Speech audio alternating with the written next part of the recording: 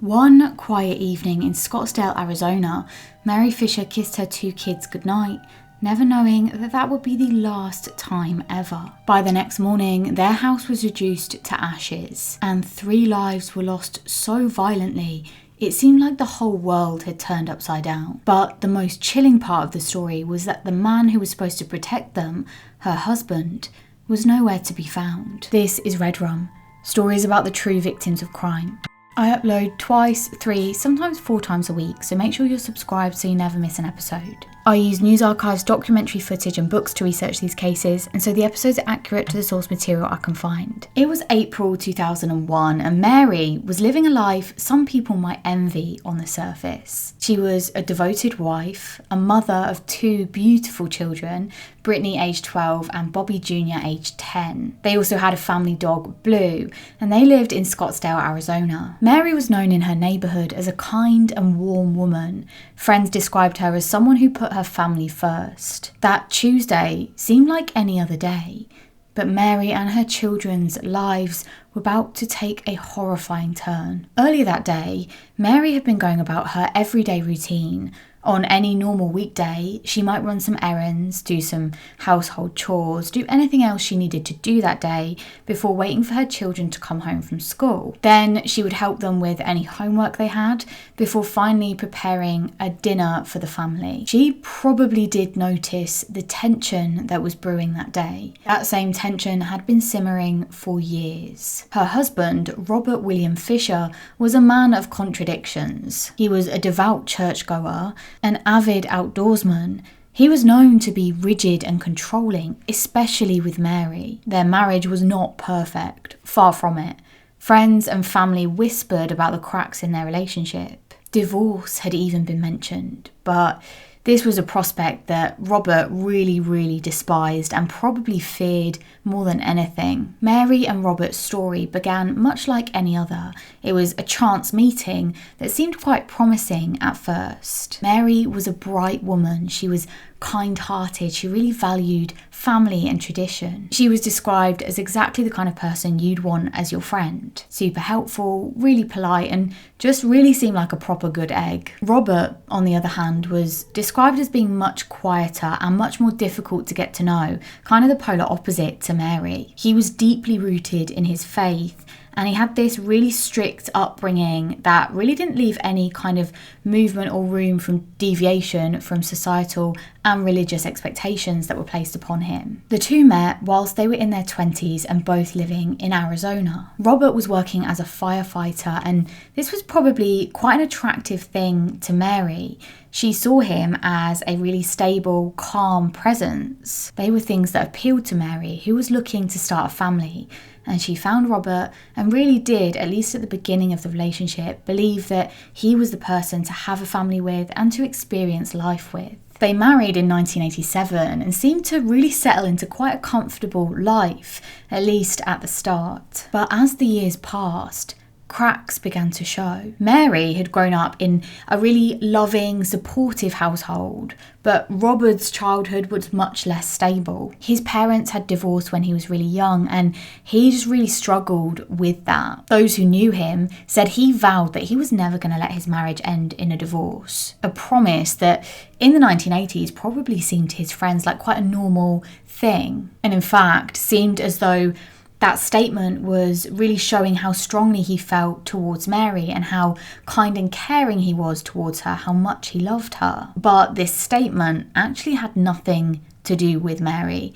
In fact, it's difficult to say that this man ever actually truly loved Mary, especially with what we're about to get to. Anyway, throughout their marriage, their friends and certain family members noticed what they later described as tension within the marriage. It was strained. Robert was controlling and distant, especially towards Mary. He had a really rigid view of gender roles and just of family life in general, and he expected Mary to kind of take care of the house and feed them, make sure dinner was on the table when they got in, and he would be in charge of the money. And importantly, by doing this, he maintained his authority. He was also a perfectionist and unsurprisingly, really couldn't handle his emotions, especially anger. Small disagreements would often escalate really, really quickly, and Mary would go on to tell her friends about this and how frustrating and upsetting it was for her. Despite their struggles, Mary seemed to do everything she could to try and hold the family together. She'd always wanted a family of her own, and so she was going to do everything in her power to try and make it work. But with Robert's actions and his belief and his distance, it was almost impossible. Mary was active in the church and she was deeply committed to raising these children in a stable, loving environment. But this just wasn't it. Behind closed doors, things were really, really bad. And even Robert's friends started to notice the growing tension. They described him as someone who almost had this obsessive need to project stability and control. He was a control freak. He's literally known for being cruel to his family. What a legacy. He clearly had some unresolved emotional insecurities, and he really took these out on Mary and became incredibly detached from her. He was outright physically abusive as well. At one point, he had considered Mary had spoken out of turn to him. They were his words, that's a quote. And so he decided to get the garden hose that was nearby and he sprayed her with it. Now, of course, this wasn't done in a playful way. It was done in a way to embarrass Mary and really show her who was in charge. He was in charge of everything to do with her, and now even the way she spoke. Robert's own mother, Jan, spoke about herself being a yes sir wife. She said she just didn't stand up to her husband, ever. And she even said that she'd seen these kind of similar dynamics early in Robert and Mary's relationship, and she'd spoken to Mary about her concerns. Even beyond the marriage though, Robert was just outright cruel to his own children. His behaviour was abusive and cold. He was really embarrassed that Bobby, his son, didn't like to hunt or fish. This was something that he saw as an essential part of being a man. He definitely didn't want Bobby to figure out his own path. He just kind of wanted him to be a carbon copy of himself. And so one time he decided he was going to teach Bobby and Brittany how to swim. Now this might seem quite normal, like a parent might take their kid to a swimming lesson or even take them out and try and teach them themselves. But Robert was not going to do that. Instead, whilst he was out with his hunting partner Sandy one time, he took the two kids along with him and he decided to just throw them out off of the boat that they were on and into the river. Sandy said, quote, "They were crying and Brittany was screaming, and he pulled them back in the boat and said, 'Now there, how's that?'" He knows his kids can't swim and he's just thrown them into some water. He is so clearly just a bully and an all-round pretty horrific human being. He also exerted any kind of control he could within the house, even to do with the colours of the walls. He wouldn't allow, and I use that's the word that is quoted from him, he wouldn't allow his wife to do anything around the house that he hadn't approved. He wanted all the walls to be white, and he wouldn't let her hang up any more than the bare minimum that he chose in terms of photos. One time she got this quilt that her mother had made for her, and she brought it home and he wouldn't let her hang it up. Instead, she had to hide it in the closet. He didn't want it to mess up this pristine image that he had of himself and the family home. Now, Robert obviously loved fishing and hunting. These were hobbies that he would do often. In fact, most, if not all of his friendship groups came from some kind of hunting group. And then, on one hunting trip, he did something so bizarre that his friends became worried about his state of mind. He'd been hunting as usual one afternoon and he'd killed an elk. So he went over to the elk, he picked it up by its head so it's kind of resting in his arms, and then he got some of its blood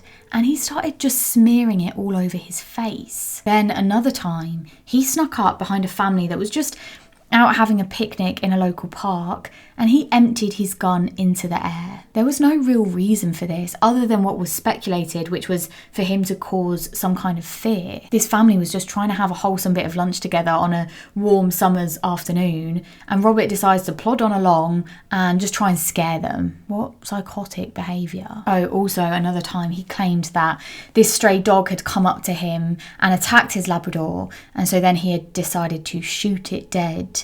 There was no evidence of this attack that had happened on his Labrador, by the way. Robert just said that because of this attack, he had no choice but to shoot the stray dog. The source that I read for that piece of information said that there was no evidence and that the police didn't even believe him, but they just sort of couldn't do anything about it. They theorised that he just wanted to shoot the dog and so made up this story. It was then in 1998 that spoke to one of his friends about how his marriage really wasn't good and how bad it had become. He and Mary even ended up going to see the senior pastor of their church and having marriage counselling. But alongside this, rather than working on his marriage and actually trying to improve things, he actually just went out and cheated on Mary. He'd been with a sex worker for one night, he'd gotten a UTI, and after that, things really seemed to come to a head. There was one friend who was also a neighbour who spoke about overhearing Mary one time, and she was screaming at Robert saying that they needed to get a divorce. But as I spoke about earlier, it's believed that the idea of divorce was triggering for Robert. It brought up memories of his own parents' divorce and marriage in general. And to someone like Robert, who was deeply invested in appearances and control, the thought of a broken marriage might have been a failure that he just couldn't bear to face. This storm of emotions, the shame, the fear of failure, that probably set the stage for what happened next, a tragedy that would unfold in April of 2001. And so the details that we have are what most likely happened given the forensic evidence collected at the crime scene and witness accounts, ear witnesses, things like that. At some point in the early hours of the 10th of April, Robert approached Mary. He quietly snuck up to her bed while she was asleep so she could not defend herself. She had no chance. Robert aimed the gun at her head and he fired. We don't know if their two children, Brittany and Bobby Jr., were awake at this point, if they'd been woken up by the gunshots, or if they slept through that.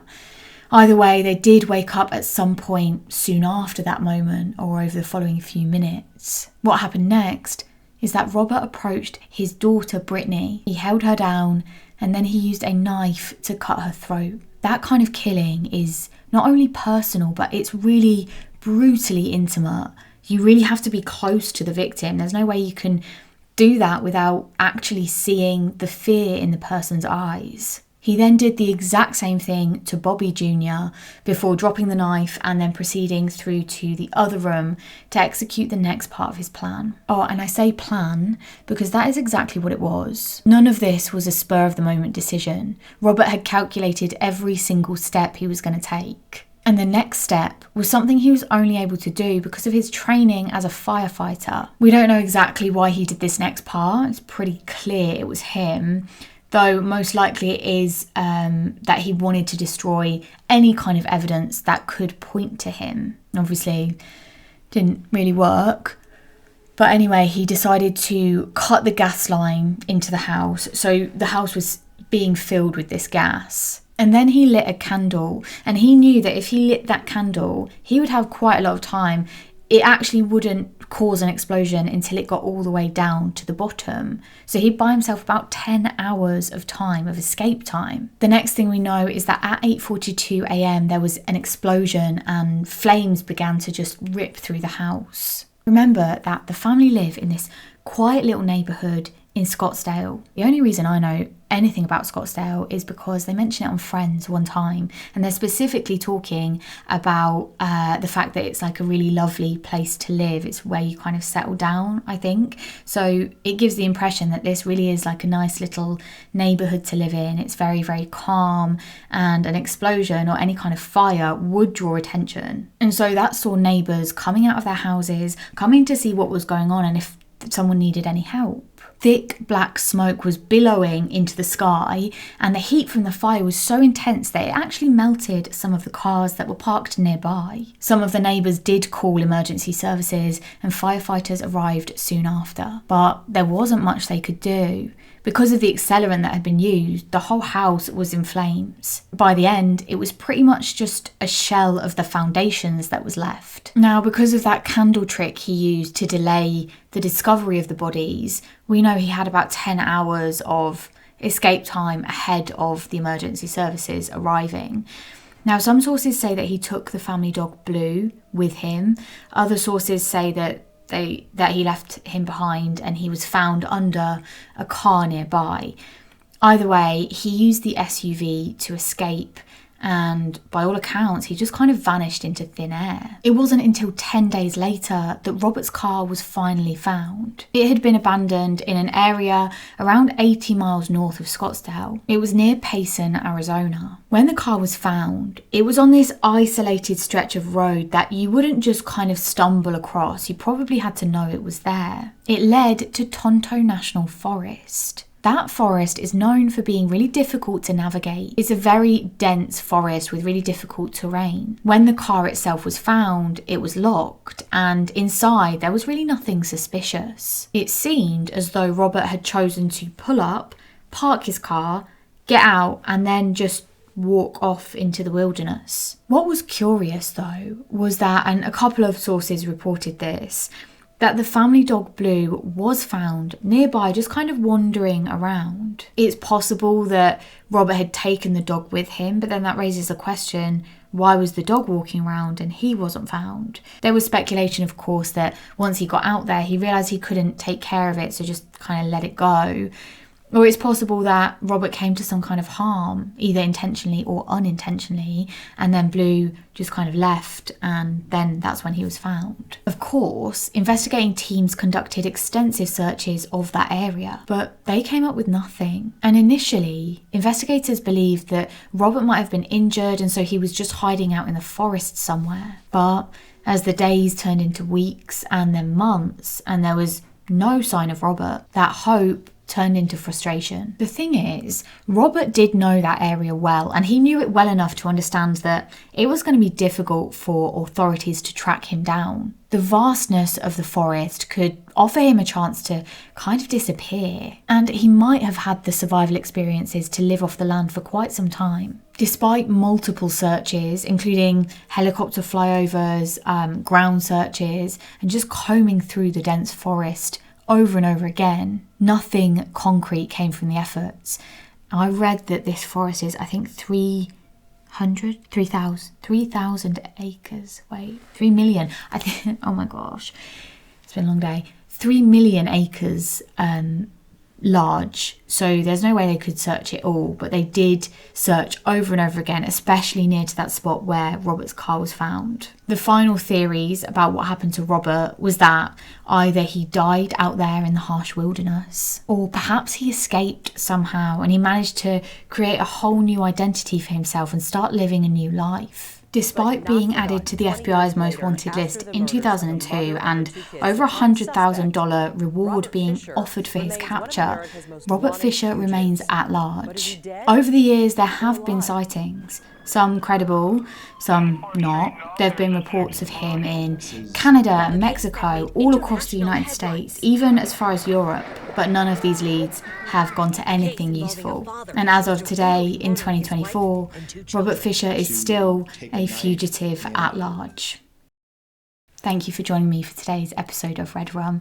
If you are enjoying the new content, please let me know. If you have any suggestions of other stuff you'd like to see, especially in the realm of like natural disasters or things that aren't necessarily murder but are interesting, morbidly fascinating, do let me know in the comments down below.